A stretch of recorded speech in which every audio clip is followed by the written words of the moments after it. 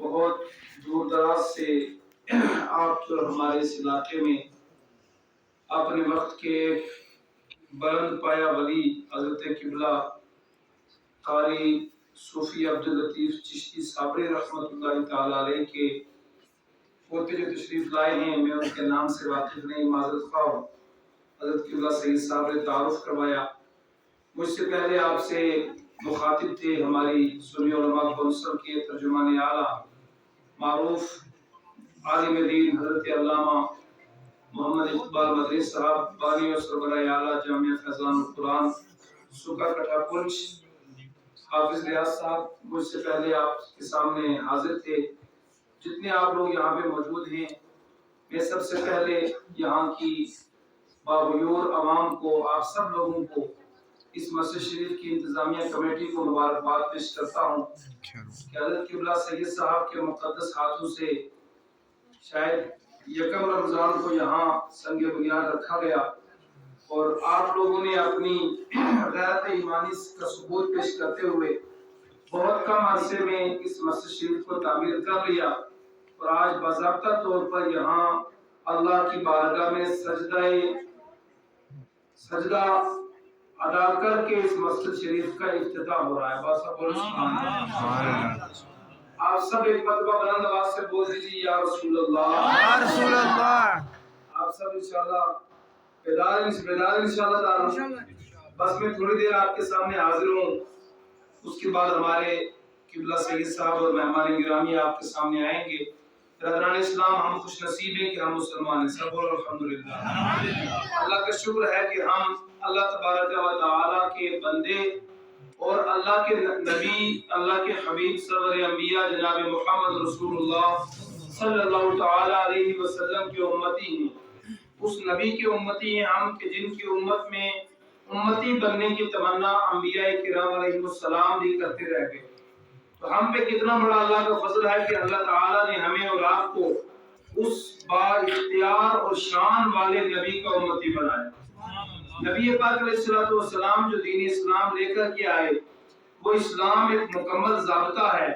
وہ انسان کو ماں کے پیٹ سے لے کے قبر میں اترنے تک سارے معاملات سکھاتا ہے۔ قرآن پاک کی جس آیت کریمہ کو میں نے پڑھا، اللہ تبارک و تعالی نے اپنی روئے زمین، اپنی زمین کے اس مقدس خطے کو اپنا گھر اور اپنی مسجد قرار دیا، جسے خالص اللہ کی عبادت کے لیے مخصوص کر کے اہل اسلام تعمیر کرتے ہیں۔ آپ نے اس مسجد شریف کو بنایا تو اب یہ اللہ کا گھر ہے۔ کس کا گھر ہے؟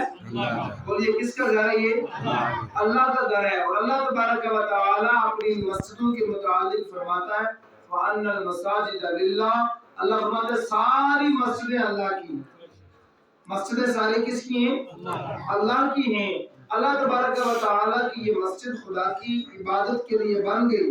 اب اس کا ایک تقاضا ہے، مثال کے طور پہ یہ مکان جو سامنے والا گھر ہے، یہ یہاں کے کسی شخص کا ہے، ہم مان لیتے ہیں ان کا نام محمد دین ہے، کوئی بھی نام ہے، محمد دین صاحب کا گھر ہے، تو ان کے گھر میں انہوں نے آپ کو بلایا، ہم میں سے کسی کو بلایا، ہم ان کے گھر میں گئے تو گھر ان کا ہے، ہم گئے تو ہم مہمان ہو گئے کہ نہیں ہو گئے؟ تو میرے دوستو، وہ خوش نصیب ہے مسلمان کہ جسے اللہ اپنے گھر میں بلا۔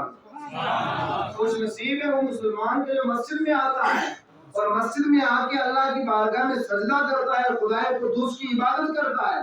کیوں؟ اس لیے کہ مسجد خدا کا گھر ہے اور خدا کے گھر میں آ کے ایک طرف اللہ کی عبادت کرتا ہے، گویا وہ اللہ کے گھر میں آنے کے بعد اب اللہ کی حفاظت میں بھی آ گیا، اللہ کے ذمے آ گیا اور اس کے ساتھ ساتھ رب العالمین کی بارگاہ کا مہمان بن گیا۔ سبحان اللہ۔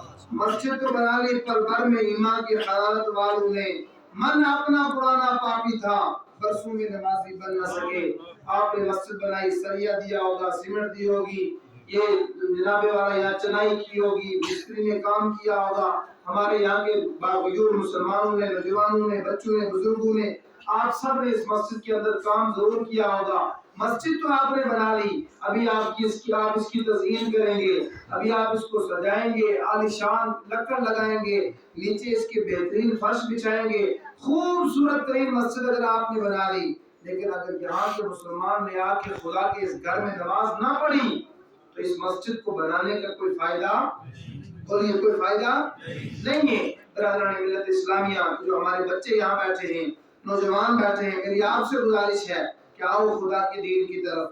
اللہ کے نبی صلی اللہ علیہ وسلم نے فرمایا روئے زمین پہ سب سے اچھی جگہ مسجد اور سب سے بری جگہ بازار ہے۔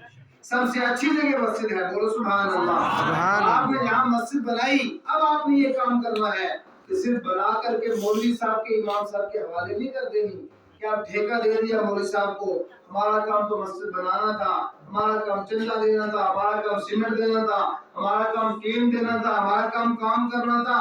مسجد بن گئی، اب اذان دینا مولوی صاحب کا کام، نماز پڑھنا مولوی صاحب کا کام، جھاڑو لگانا مولوی صاحب کا کام، صفائی کرنا مولوی صاحب کا کام۔ ہمارا کام تو گپے لگانا ہے، ہمارا کام تو روزی کمانا ہے، ہمارا کام تو صرف پیسے کو نہیں، بلکہ آپ نے سب نے اس اللہ کے گھر کو اپنے سجدوں سے آباد بھی کرنا ہے۔ کوئی خوش نصیب ہے وہ مسلمان کہ جسے اللہ تبارک و تعالیٰ یہ توفیق بخشے کہ وہ اپنے مال سے اللہ کا گھر بنائے، اور پھر اس سے بڑی سعادت مندی یہ ہے کہ اللہ تبارک و تعالیٰ توفیق دے تو صبح اذان ہو اور اس کے بعد بندہ اپنے بستر پہ نہ رہے بلکہ اپنے گھر سے اٹھے، وضو کرے، اللہ کے گھر میں آ کر کے نماز فجر ادا کر لے۔ اللہ تبارک و تعالیٰ کی رضا بھی حاصل ہوگی اور اللہ کی رحمتیں بھی نازل ہوں گی۔ اس لیے آپ کو یہ پیغام ہے، یہ میسج ہے کہ جس طرح آپ نے اس مسجد کو بنایا بہت جلدی، اسی طریقے سے آپ نے اپنے سجدوں سے اس مسجد کو آباد کرنا ہے۔ السلام علیکم ورحمۃ اللہ۔